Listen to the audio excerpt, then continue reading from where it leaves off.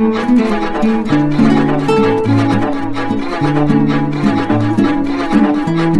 ने एक बार फिर ये साबित कर दिया है कि उनके लिए देश सबसे पहले है।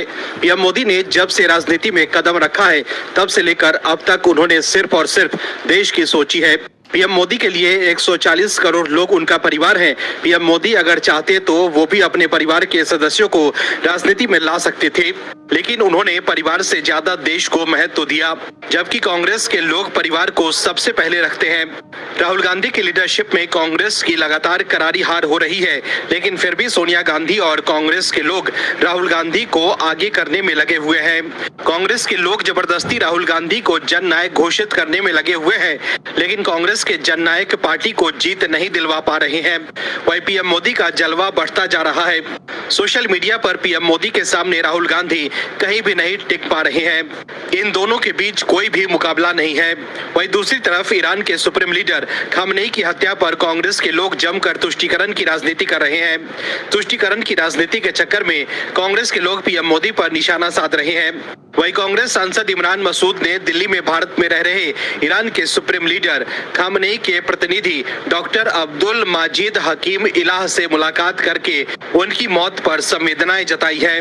इससे पहले पार्टी के नेता और राज्यसभा सांसद सोनिया गांधी ने खामनेई की हत्या की मोदी सरकार की ओर से औपचारिक निंदा नहीं किए जाने को लेकर इसकी कड़ी आलोचना की थी।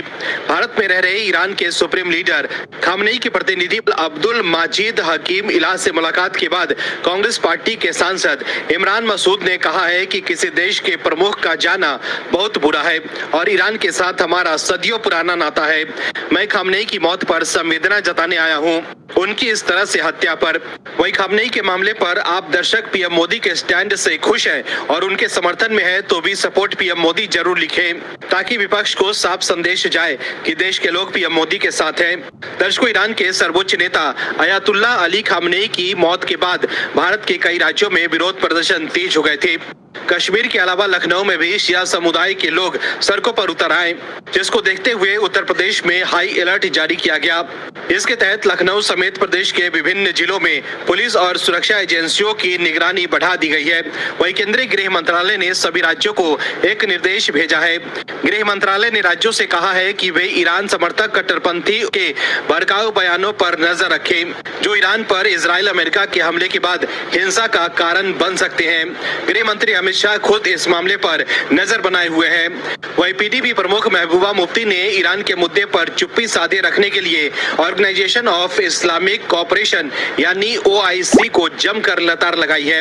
महबूबा ने कहा है कि इस संगठन ने मुसलमानों के साथ दगाबाजी की है। ईरान पर इजराइल और अमेरिका के संयुक्त हमले से पीडीपी मुखिया भड़क गई है। महबूबा मुफ्ती ने एक पोस्ट में लिखा है कि ये बहुत ही परेशान करने वाली बात है कि OIC मूक दर्शक बना हुआ है, जबकि अमेरिका और इजराइल ईरान की संप्रभुता पर खुलेआम आक्रामकता कर रहे हैं। वहीं बिहार से एक बड़ी खबर सामने आई है। बिहार की राजनीति में एक बार फिर बड़े बदलाव की सुगबुगाहट है। चर्चा है कि मुख्यमंत्री नीतीश कुमार राज्यसभा जा सकते हैं। वहीं अगर ऐसा होता है तो बिहार में सत्ता का समीकरण पूरी तरह से बदल जाएगा। ऐसी स्थिति में गठबंधन के सबसे बड़े दल के रूप में बीजेपी अपना मुख्यमंत्री बना सकती है। दर्शकों, ईरान के supreme leader Ayatollah Ali Khamenei की हत्या पर कई लोकतांत्रिक देशों ने चुप्पी साध ली या संयम की अपील की, लेकिन भारत में कांग्रेस और वामपंथी दलों ने खामेनेई की मौत पर जो रुदन शुरू किया वो न केवल आश्चर्यजनक है बल्कि भारत की स्वतंत्र विदेश नीति पर कब्जा करने की जिद को उजागर करता है। कांग्रेसी वामपंथी इकोसिस्टम खुद को विदेश नीति का मालिक समझ रहा है और पीएम नरेंद्र मोदी को चुप्पी, कायरता और मूल्यों की धोखाधड़ी का आरोप लगाकर सोशल मीडिया पर घसीट रहा है। कांग्रेस ने ईरान के सर्वोच्च नेता अली खामेनेई की हत्या के कड़े शब्दों में निंदा की और इसे अंतर्राष्ट्रीय कानून का गंभीर उल्लंघन बताया। कांग्रेस संसदीय दल की अध्यक्षा सोनिया गांधी ने ईरान के सर्वोच्च नेता अयातुल्ला अली खामेनेई की टारगेट किलिंग पर मोदी सरकार की चुप्पी को लेकर सवाल उठाए। उन्होंने केंद्र पर तीखा हमला बोलते हुए कहा कि उनका ये रुख भारत की विदेश नीति की दिशा और विश्वसनीयता पर गंभीर संदेह पैदा करता है। उन्होंने एक अंग्रेजी अखबार में अपने लेख में ये भी कहा कि आगामी 9 मार्च से जब संसद के बजट सत्र का दूसरा चरण शुरू होगा तो इस मामले में सरकार की इस चुप्पी पर स्पष्ट रूप होना चाहिए। सोनिया गांधी के लेख पर कांग्रेस नेताओं ने रिएक्ट किया है, वहीं बीजेपी ने इस पर पलटवार किया। सोनिया गांधी के इस बयान के आर्टिकल को एक्स पर शेयर कर राहुल गांधी ने लिखा है कि जब किसी विदेश नीति की टारगेटेड किलिंग के बाद हमारे देश की तरफ से सॉवरेनिटी या इंटरनेशनल लॉ का कोई साफ बचाव नहीं होता और इम्पार्शियलिटी छोड़ दी जाती है तो इससे हमारी फॉरेन पॉलिसी की दिशा और क्रेडिबिलिटी पर गंभीर शक पैदा होता है। इस मामले में चुप रहना न्यूट्रल नहीं है। कांग्रेस पार्लियामेंट्री पार्टी की चेयरपर्सन श्रीमती सोनिया गांधी जी इस अहम ग्लोबल मोड पर लिख रही हैं, जिसमें उन्होंने इस बात पर जोर दिया है कि भारत की सॉवरेनिटी और शांति के लिए खड़ा होना चाहिए और अपनी मॉरल ताकत को फिर से खोजना चाहिए। वहीं दूसरे पोस्ट में राहुल गांधी ने एक्स पर लिखा है कि अमेरिका, इजराइल और ईरान के बीच बढ़ती दुश्मनी एक नाजुक इलाके को बड़े झगड़े की ओर धकेल रही है। करोड़ों लोग, जिनमें लगभग 1 करोड़ भारतीय भी शामिल हैं, अनिश्चितता का सामना कर रहे हैं। भारत को नैतिक रूप से साफ होना चाहिए। हमें इंटरनेशनल कानून और इंसानी जिंदगी के बचाव में साफ साफ बोलने की हिम्मत होनी चाहिए। हमारी विदेश नीति सॉवरेनिटी और झगड़ों के शांतिपूर्ण समाधान पर आधारित है और इसे एक जैसा रहना चाहिए। पीएम नरेंद्र मोदी को बोलना चाहिए, क्या वो दुनिया को तय करने के लिए किसी देश के मुखिया की हत्या का समर्थन करते हैं? अब चुप्पी दुनिया में भारत की हैसियत कम करेगी। वहीं कांग्रेस नेता राशिद अल्वी ने भी सरकार की चुप्पी पर सवाल उठाया। उन्होंने कहा कि भारत की जो विदेश नीति रही है, मौजूदा सरकार ने उस विदेश नीति के परखच्चे उड़ा दिए। वहीं सोनिया गांधी के लेख के जवाब में बीजेपी ने तगड़ा पलटवार किया। बीजेपी आईटी सेल के प्रमुख अमित मालवीय ने एक्स पर लिखा है कि सोनिया गांधी का आयतुल्ला खमेनेई के लिए आंसू बहाना कई सवाल खड़े करता है। जब सद्दाम हुसैन को फांसी दी गई थी तब कांग्रेस के किसी बड़े नेता ने इस तरह का लेख नहीं लिखा था, न कोई सार्वजनिक भाषण दिया, न आंसुओं की राजनीति की। उस समय ये संवेदनशीलता कहाँ थी? क्या मानव अधिकार और लोकतंत्र के पैमाने व्यक्ति और राजनीतिक सुविधा के अनुसार बदलते हैं? दिलचस्प ये भी है कि कांग्रेस के वरिष्ठ नेता और कभी सोनिया गांधी के करीबी रहे नटवर सिंह ने भी इस दोहरे रवैये पर आपत्ति दर्ज की थी। आखिर ऐसा क्या बदल गया कि आज एक अलग मापदंड अपनाया जा रहा है? देश ये जानना चाहता है कि ये भावुकता वैचारिक है या फिर राजनीतिक गणित का हिस्सा है। सिद्धांत एक हो तो हर मामले में समान रूप से दिखना चाहिए, चयनात्मक नहीं। तो देखा आपने कैसे तुष्टीकरण के चक्कर में कांग्रेस बेचैन है। पीएम मोदी के आगे किसी के लिए भी टिक पाना मुश्किल ही नहीं, नामुमकिन है। कांग्रेस के लोग जो राहुल गांधी को जननायक कहते हैं, उनके लिए ये किसी झटके से कम नहीं कि उनका जननायक पीएम मोदी के सामने कहीं भी टिक नहीं पाता। राहुल गांधी ने अपने पक्ष में सियासी माहौल बनाने की खूब कोशिश की, लेकिन लोगों ने उनका साथ नहीं दिया और चुनाव दर चुनाव कांग्रेस की करारी हार होती रही। इसके साथ ही पार्टी के कई दिग्गज नेताओं ने इस्तीफा देकर बीजेपी का दामन थाम लिया। हाल ही में असम कांग्रेस के पूर्व अध्यक्ष और पार्टी के दिग्गज नेता रहे भूपेंद्र कुमार बोरा ने इस्तीफा देकर बीजेपी का दामन थाम लिया था। ऐसे में आप दर्शक समझ ही सकते हैं कि जब कांग्रेस के लोग पार्टी का साथ नहीं दे रहे, तब पार्टी के लोगों को राहुल गांधी की लीडरशिप पर भरोसा नहीं है, तो देश के लोग राहुल और कांग्रेस का साथ कैसे देंगे? दर्शकों, प्रधानमंत्री नरेंद्र मोदी ने डिजिटल दुनिया में एक और बड़ी उपलब्धि हासिल की। पीएम मोदी के आधिकारिक यूट्यूब चैनल ने 30 मिलियन यानी 3 करोड़ सब्सक्राइबर्स का जादुई आंकड़ा पार कर लिया है। इसके साथ ही वो दुनिया के सबसे ज्यादा फॉलो किए जाने वाले ग्लोबल लीडर बन गए हैं। ये मुकाम उनकी बढ़ती वैश्विक लोकप्रियता और सीधे जनता से जुड़ने की उनकी तकनीक का एक बड़ा प्रमाण है। ऐसे में जब भारतीय सियासत के डिजिटल मैदान में एक नया इतिहास दर्ज हो गया है, पीएम नरेंद्र मोदी दुनिया के पहले ऐसे नेता बन गए हैं जिन्होंने यूट्यूब पर 30 मिलियन से ज्यादा सब्सक्राइबर्स हासिल कर लिए। ये सिर्फ एक आंकड़ा नहीं, बल्कि वैश्विक राजनीति में डिजिटल दबदबे का ऐलान है।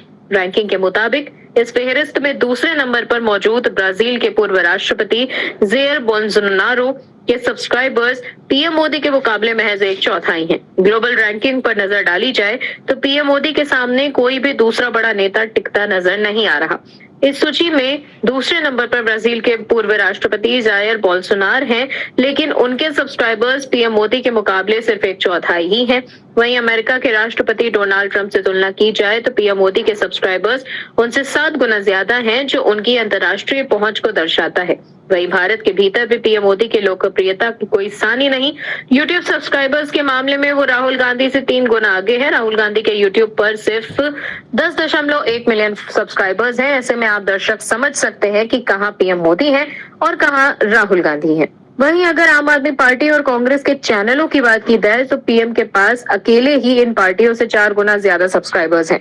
वहीं हाल ही में पीएम ने इंस्टाग्राम पर भी 100 मिलियन से ज्यादा फॉलोअर्स का माइलस्टोन हासिल कर लिया है और ऐसा करने वाले वो दुनिया के पहले नेता बन चुके हैं। 2014 में इंस्टाग्राम से जुड़ने वाले पीएम मोदी के फॉलोअर्स की तादाद अब कई बड़े वैश्विक नेताओं की कुल संख्या से भी आगे निकल चुकी है। वहीं इंस्टाग्राम पर डोनाल्ड ट्रंप के 43.2 मिलियन फॉलोअर्स हैं, जबकि भारत के अंदर भी डिजिटल सियासत में मुकाबला दिलचस्प है। उत्तर प्रदेश के मुख्यमंत्री योगी आदित्यनाथ करीब 16.1 मिलियन फॉलोअर्स के साथ दूसरे स्थान पर हैं, जबकि कांग्रेस नेता राहुल गांधी लगभग 12.7 मिलियन फॉलोअर्स के साथ प्रमुख दावेदार हैं। डिजिटल प्लेटफॉर्म पर यह बढ़त सिर्फ लोकप्रियता का पैमाना नहीं, बल्कि बदलती राजनीतिक रणनीति का प्रतीक है, जहां स्क्रीन ही नया चुनावी मंच बन चुका है।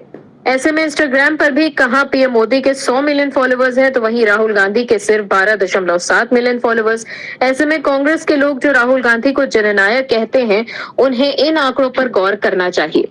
वहीं पीएम मोदी द्वारा यूट्यूब पर ये रिकॉर्ड बनाने के बाद बीजेपी आईटी सेल के प्रमुख अमित मालवीय ने एक्स पर लिखा है कि ऐतिहासिक मील का पत्थर। प्रधानमंत्री नरेंद्र मोदी के यूट्यूब चैनल पर 30 मिलियन सब्सक्राइबर्स हो गए हैं, जिससे वो इस प्लेटफॉर्म पर दुनिया भर में सबसे ज्यादा फॉलो किए जाने वाले नेता बन गए हैं। तुलना के लिए Donald Trump 4 million, Luiz Inacio Lula da Silva 1.6 million, Volodymyr Zelensky 1.4 million, Nayib Bukele 579K, Emmanuel Macron 391K, Giorgia Meloni 158K।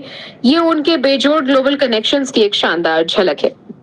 दर्शकों, विपक्ष के लोग खुद को विदेश नीति का निर्णायक मानते हैं। भारत की पारंपरिक विदेश नीति अपनी सबसे दोस्ती नहीं किसी से बैर रही है, लेकिन कांग्रेस वामपंथी इसे ईरान, रूस, चीन के साथ अंधी दोस्ती समझते हैं। दरअसल कांग्रेस संसदीय दल की अध्यक्ष और राज्यसभा सांसद सोनिया गांधी ने ईरान के supreme leader Ayatollah Ali Khamenei की मौत को लेकर भारत सरकार पर सवाल उठाते हुए द इंडियन एक्सप्रेस में एक लंबा लेख लिखा है। सोनिया गांधी इस बात से खफा हैं कि पीएम मोदी खुलकर क्यों ईरान के समर्थन में नहीं आए। अब इसके बदले में इजराइल, अमेरिका के समर्थन वाले खाड़ी देशों में रह रहे भारतीयों या हमारी विदेश नीति पर इसका क्या असर होगा, इसकी सोनिया गांधी को चिंता नहीं है। वो चाहती हैं कि पीएम मोदी खामेनेई की मौत की निंदा करें और ईरान के साथ खड़े हों। वहीं एक्स पर पोस्ट कर राहुल गांधी ने भी ईरान का समर्थन न करने को लेकर पीएम मोदी पर सवाल उठाए हैं। राहुल गांधी ने एक्स पर भारत की विदेश नीति और पीएम मोदी की चुप्पी पर सवाल उठाए हैं।